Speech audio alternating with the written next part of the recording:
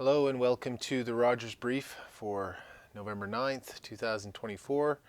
I'm Adam Rogers. Thank you for watching and thank you for listening. I'm going to talk this week about some issues that are taking place or not taking place in the Nova Scotia election that is currently underway. The campaign is on with the election itself scheduled for November 26th, so just a couple of weeks away. And it's, of course, Remembrance Day weekend. Remembrance Day ceremonies are taking place across Nova Scotia and across the country on Monday. Many ceremonies have already taken place in the schools across the province, and so it's on people's minds. When I think of this time of year, or during this time of year, certainly my thoughts are sort of first and foremost with Lionel Desmond, the Desmond inquiry, the Desmond family, community around here that went through the terrible tragedy and the inquiry that followed from it back from January of 2017. And I was speaking with Lionel's sister Cassandra earlier today, and got me thinking about some things that are taking place now in the provincial election in the province of Nova Scotia. There's been now, in the past week and a half or so, a couple of weeks, 3 murder-suicides in an intimate partner context. One involving a former RCMP officer, which we've been discussing on the Sunday night Canadian Crime Weekly show, has really, revealed some ongoing issues with disclosure, with transparency, with the RCMP, but also it's raised this issue again of service members, whether in the military, the RCMP, or other sort of first responders, and the stress they undergo in their positions, the lack of adequate supports that are in place for them and their families. And so I think about that, and it brings me around to some thoughts on the provincial election. So I'm going to come to those. There's a few things that took place this week, I guess, in relation to that. One, I attended the candidates forum in Antigonish. I guess it was Wednesday evening. In the news, so I'll come back to that. Jennifer Brady and Crystal Ellingson have won an important legal victory over the province MSI system paying for surgeries. So I want to talk about that because that made the news this week in a campaign sense when Ms. Brady attended a campaign event and ended up speaking to the Premier about her case. And so we'll talk about the impacts of that. And then I just want to talk about, I'm going to come back around to the overall campaign platforms and their how they are dealing with justice issues in this provincial election. So just a couple of notes first. The candidates forum a few nights ago in Antigonish, there was 3 candidates.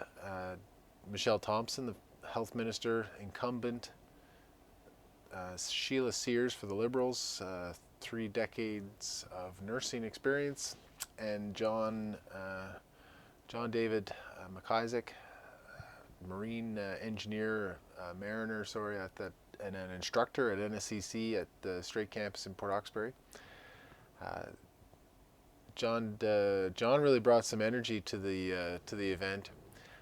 There are a couple of things stood out to me. One was, I know a lot of people have been questioning the timing of this election. I thought Michelle Thompson, Minister of Health, gave probably the best answer I've heard on this question from anybody in the government, which talked more about things poverty reduction tools that they wish to bring into the next budget, and timing of the election now so that they can get a new mandate, a fresh mandate, and bring those measures into the spring budget rather than having an election in the summer and then not being able to enact those measures or pass those measures until the following year's budget. So looking to move quick on those kind of measures. So anyway, that's a better reason than the sort of crass political reasons which have been alleged and not terribly credibly denied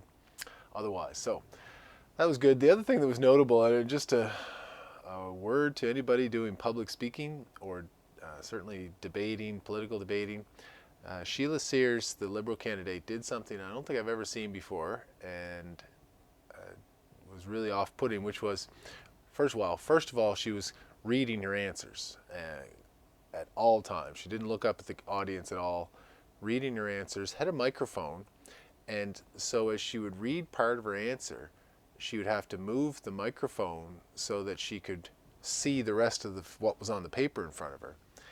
But of course, as you move the microphone away from you, then nobody in the audience could hear. So it was sort of going in and out, like, anyway, it's very distracting.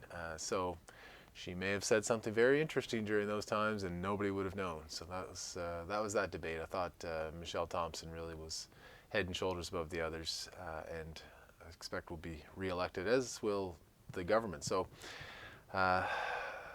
watch for that over the next couple of weeks, but a lot can change, and things come up during campaigns that's not everybody's always expecting. So we'll see, but it looks quite likely that the PCs will get back into power. Jennifer Brady and Crystal Ellingson, their case, this made some headlines this week. Now, Jennifer Brady was probably known to many for her CBC Information morning radio appearances. She was health and food, dietitian advice columnist, however you want to say. She made fairly regular appearances on that, and boy, you would never know the trauma, the hell that she's been going through with her health. But she's got a very serious condition and required out of province a lymphedema. It's a very painful thing, resulted from cervical cancer that she had, and surgery that was required as a result of that to make sure she was okay, and then she ends up with this and needs out of province surgery to take place. Okay. The surgery she required for her ongoing living, and this was in the news about maybe a month ago or so, had applied for medical assistance in dying. Like, it had reached that point where it was her ongoing day-to-day living quality of life was that low that she was seeking medical assistance in dying. But surgery to help her was available outside the province. So the MSI system told her that she needed a referral from her nurse practitioner. Okay, so Ms. Brady provided that in June 8th of 2021. So receiving that, the province says, no, not good enough. You need now a referral from a specialist. Okay, this was sent to her on June 17th in response to the nurse practitioner referral. So June 17th, 2021. Okay, she's seen an oncologist. That's a specialist. Is that good enough? MSI says no. And this was after a trip that Ms. Brady had taken to Montreal to see I think a vascular surgeon in Montreal. So then the issue is, well, you need a surgeon that is, specializes in this area where your condition is. So, okay, she asks MSI for an exemption because her condition was deteriorating. No. MSI told her you needed a referral from a plastic surgeon. This is the same with Miss Ellingson as well, who had a similar condition. She ended up going to Germany for her surgery. Miss Brady went to Japan, spending, in Miss Brady's case, $80,000. Miss Ellingson, I think, spent $100,000, remortgaged their homes for surgery to take place and the costs associated with it, travel and such. So MSI says you need a plastic surgeon, and they recommend a particular one. This is Dr. Williams, a plastic surgeon in Halifax. Dr. Williams writes to MSI, says, yes, I'm a plastic surgeon, but I don't do this. And nobody in Nova Scotia deals with lymphedema. So there's no way to do it. So Ms. Brady goes to Japan for surgery in 2022. MSI denies the payment. Government, by the way, tries to argue at this trial that the surgery can't be paid because you have to get approval in advance. So the judge didn't spend much time dispensing with that, but interesting that the government made that argument at trial, at the hearing on the payment. Justice Tim Gabriel of the Supreme Court of Nova Scotia described Miss Brady's dilemma as Kafkaesque. Something you never want your dilemma, well, you never want to be in such a dilemma, but if you're the defendant, you don't want to be described as creating such a situation. Kafkaesque, coming from the Franz Kafka novel The Trial, in which Joseph K. was never told what his charges were. He was just in court, and there was procedure after procedure, and he was ultimately convicted, and still never knew at the end what the crime alleged might have been, or any of these things. So that's led to this Kafkaesque label to being put on things, as it was here by Justice Gabriel. So victory to Jennifer Brady and Crystal Ellingson, and now probably for many others too that are in similar circumstances. Although certainly a rare disease, the general principle would be, if MSI is telling you need a referral from a specialist, and there is no such specialist in Nova Scotia, then that requirement needs to be adjusted. Either you can get a referral from a specialist outside Nova Scotia, or a note at least from a doctor or medical practitioner in Nova Scotia saying that the specialization is unavailable here, and so somebody needs to travel. Justice Gabriel says that it was both procedurally unfair and an unreasonable decision overall, and so has struck down the decision that the MSI made, that the provincial insurer made. Okay, so that made the news because Ms. Brady went and spoke to the Premier, and Premier, had some sympathy for her certainly, and apologized for it, said it was wrong. So good for the Premier for doing that. I guess at the point where you've lost the decision and there's really nothing to appeal and you're going to have to pay it, you may as well accept it, apologize, and try to, mitigate the damage during an election campaign. But so, because we're in an election campaign, I've had a look at the party platforms. Now, two of the parties, the PCs and the Liberals, do have platforms. The PC one, the government platform, is pretty brief. It's only 5 or 6 pages, much of which is covered discussing what they would say are their accomplishments in the last 3.5 years, and portions of that looking to the future. The Liberals have 25, 30 different labels which you can click on and see new commitments. And the NDP doesn't have a platform per se. They have made some news releases.